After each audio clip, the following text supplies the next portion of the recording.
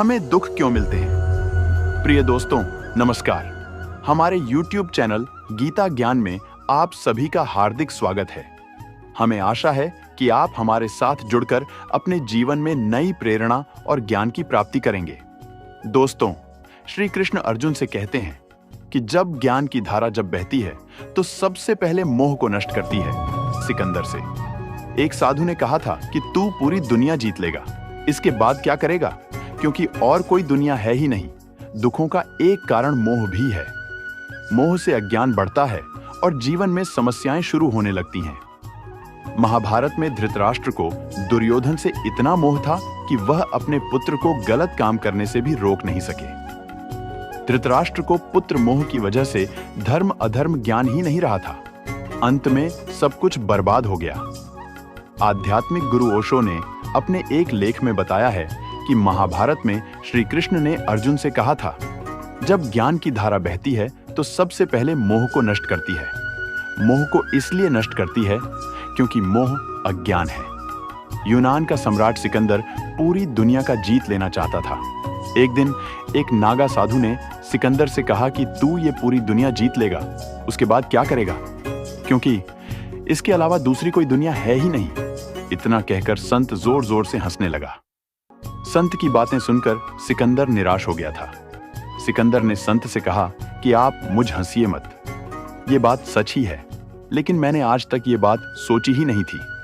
सिकंदर ने अभी दुनिया जीती नहीं थी, लेकिन जीतने के विचार से ही वह निराश हो गया था, क्योंकि दुनिया जीतने के बाद कोई और मोह नहीं बचेगा। सिकंदर ने संत से कहा कि आप हंस क्यों रहे हैं?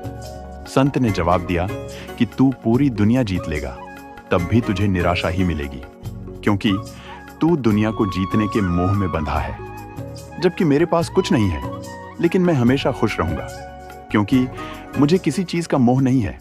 मोह की वजह से जीवन में दुख ही आते हैं।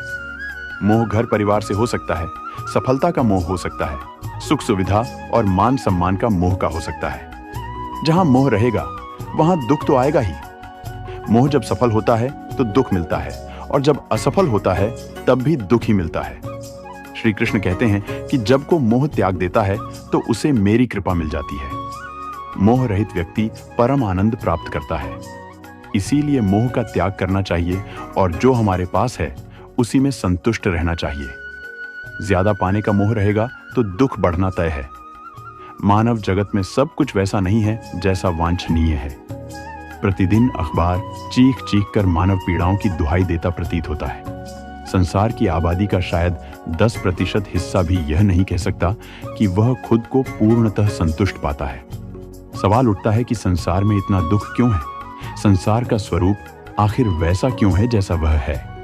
संसार में शायद ही कोई धर्म हो जो इस प्रश्न से जूझता न दिखाई पड़ता हो, तथा दर्शन की शायद ही कोई विधा हो जो इस प्रश्न को किसी न किसी रूप में आत्मसात न करती हो। यदि भगवद गीता को देखें तो हम पाते हैं कि संसार के दुखों का प्रमुख कारण आत्मा के स्वरूप के विषय में हमारा अज्ञान है। हम स्वजनों की मृत्यु की आशंका से ही भयभीत हो जाते हैं। हमने जो भी अर्जित किया या पाया है उसकी हानि की शंका भी हमारी चेतना को कभी पूर्णतया स्वच्छंद नहीं होने देती। गीता में कृष्ण अर्जुन को यही शिक्षा देते हैं कि जन्म मृत्यु की घटनाएं आत्मा के पुराने वस्त्रों का त्याग कर नए वस्त्रों को धारण कर लेने मात्र से बढ़कर कुछ नहीं है। क्योंकि आत्मा ही एकमात्र संसार में शाश्वत तत्व है, इसलिए हम जो भी अर्जित करते हैं वह बाह्य कारणों से ही हमारे पास संग्रहित होता है तथा अन्य बाह्य कारणवश हमसे दूर भी हो सकती है। गीता हमें दुखों का कारण बताकर उनसे निवारण की दिशा दिखाती है। ईसाई धर्म के प्रमुख ग्रंथ बुक एई ऑफ जॉब में एक रोचक कथा है। यीशु के परम भक्त जॉब ने पूरा जीवन उनकी शिक्षाओं के अनुरूप बिताया है, लेकिन वह अत्यंत पीड़ादायक स्थिति में है।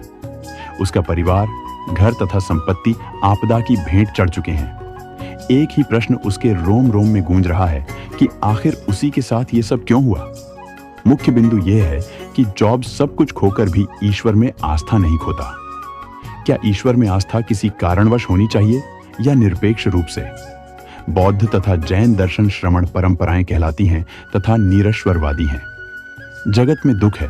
बौद्ध दर्शन के अनुसार यह आर्य सत्य है। दूसरा आर्य सत्य दुख का कारण भी होगा। तीसरा, दुख का कारण है तो उसका निराकरण भी होगा। चौथा, आर्य सत्य यह है कि यदि दुख का निराकरण है तो दुख निवृत्ति का मार्ग निश्चित ही है, किंतु बौद्ध दर्शन के अनुसार अपनी पीड़ाओं का निराकरण स्वयं की तत्परता तथा श्रम से होगा। इसके लिए बौद्ध दार्शनिक शील, समाधि तथा प्रज्ञा जैसे सद्गुणों का मार्ग सुझाते हैं। वहीं दूसरी ओर जैन दार्शनिक रत्नत्रयी अर्थात सम्यक दर्शन, सम्यक ज्ञान तथा सम्यक चरित्र अपनाने के लिए प्रेरित करते हैं, किंतु दुख तथा ईश्वरीय सत्ता के बीच असंगता अपरिहार्य रूप में दिखाई पड़ती है। ईश्वर की अवधारणा में ही उसके सर्वशक्तिमान, सर्वज्ञ तथा करुणामय होने की अवधारणाएं अंतर्निहित हैं। यदि ऐसा है तो वह हमारी पीड़ाओं से अनभिज्ञ नहीं हो सकता, किंतु ज्ञान होते हुए भी वह उनका निराकरण न करे, ये ऐसा असंभव है। जब मनुष्य की पीड़ाओं के निराकरण का उपाय ईश्वर के पास उपस्थित है, तब जगत में जीवन इतना पीड़ादायी क्यों है? इसका उत्तर या तो यह कहकर दिया जा सकता है कि ईश्वर आस्था का विषय है, तर्क का नहीं, तथा आस्था जब निरपेक्ष तथा अकारण है। दक्ष ने बाहर की सफलता को सर्वोपरि माना। हालांकि दक्ष कोई साधारण राजा नहीं था, कई लोकपालों का अध्यक्ष था। कई राजे महाराजे जिनके अधीन रहे, ऐसे लोकपालों का भी परम अध्यक्ष और भगवान शिव जी का ससुर था। फिर भी बाहर की चीजों को महत्व दिया और अंतरात्मा में गोता मारने से विमुख हो गया तो दक्ष की सारी करी कमाई चौपट हो गई। यज्ञ विध्वंस हुआ, सिर कटा और बकरे का सिर लगा। अभी भी शिवालय में लोग बैं बैं करके याद दिलाते हैं कि ईश्वर की प्रीति के बिना, ईश्वर की शांति के बिना तुम बाहर कितनी भी मैं करोगे, आखिर थक के संसार से रवाना हो जाओगे। हमारे लिए मां के शरीर में दूध बनाने की सत्ता उसी की है। मां की जेर से नाभि जोड़ने की सत्ता, करुणा उसी की है। उस परमात्मा के चिंतन से हमारी बुद्धि में परमात्म रस, परमात्म ज्ञान, परमात्म समता आ जाए तो हम संसार में आसानी से सफल हो सकते हैं। राजा उत्तानपाद की 2 पत्नियां थीं, सुरुचि और सुनीति। ध्रुव की मां थी सुनीति।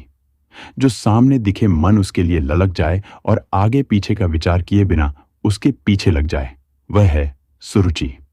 आज के जमाने में सुरुचि की दौड़ में लोग बड़े परेशान हो रहे हैं। अनिद्रा का रोग, आत्महत्या की मुसीबत, प्रेमी प्रेमिकाओं को एड्स, ये सब सुरुचि का ही परिवार है। जिसमें रुचि हुई वह कैसे भी करके करने लगो। चोरी, बेईमानी, कपट, कुछ भी करके रुचि के अनुसार पाओ, खाओ, मजा करो, यह दुख का कारण है। परिणाम का विचार करके और परिणामों को सफलता देने वाले परमात्मा में गोता मारकर निर्णय करना, भोगना या पाना, यह हो गई सुमति। सुमति की धनी सुनीति का बेटा ध्रुव था और सुरुचि का बेटा उत्तम था। सुरुचि के जीवन में कलह, अशांति रही और उसके पुत्र के जीवन में भी देख लो। वह यक्षों से मारा गया, राजपाट चला गया। सुनीति के बेटे ध्रुव को भगवान के प्यारे संत नारद जी का सत्संग मिला, भगवन नाम की दीक्षा मिली। सुनीति के पुत्र की मति सुमति हुई, राज्य भी अच्छी तरह से संभाला और ब्रह्म ज्ञान भी पाया। जहां सुरुचि है वहां आदमी एक दुख से निकलता है तो दूसरे दुख में गिर पड़ता है, लेकिन जहां सुमति है वहां दुख आता है तो भी उसकी शक्ति बढ़ाता है। सुमति वाला दुख का भोगी न बनकर दुखहारी में अपनी गति प्रीति बढ़ाता है। उसका दुख भी तपस्या और समता का सुख साधन बन जाता है। सुमति वाले के पास दुख भी साधन बन जाता है और सुख भी साधन बन जाता है। सुरुचि वाले को सुख भोग विलास करा के खोखला बना देता है और दुख दूसरों पर दोषारोपण व राग द्वेष करा के और भी कमजोर कर देता है, रागी द्वेषी मोही बना देता है। सुख दुख तो सभी के जीवन में आते हैं, लेकिन सुमति वाला इनका सदुपयोग करके परमात्मा तक पहुंचता है और सुरुचि वाला इनमें उलझकर खप जाता है। दोस्तों, अगर वीडियो अच्छी लगी हो तो इसे लाइक करें, चैनल को सब्सक्राइब करें और घंटी के बटन को दबाना न भूलें ताकि आपको हमारी सभी नई वीडियो की नोटिफिकेशन मिलती रहे। धन्यवाद।